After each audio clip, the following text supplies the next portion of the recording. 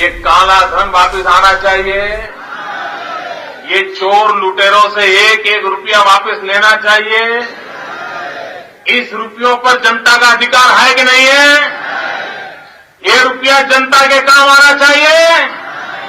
अरे एक बार ये जो चोर लुटेरों के पैसे विदेशी बैंकों में जमा है ना, उतने भी हम रुपये ले आए ना, तो भी हिंदुस्तान के एक एक गरीब आदमी को मुफ्त में 15-20 लाख रुपए भी मिल जाएगा।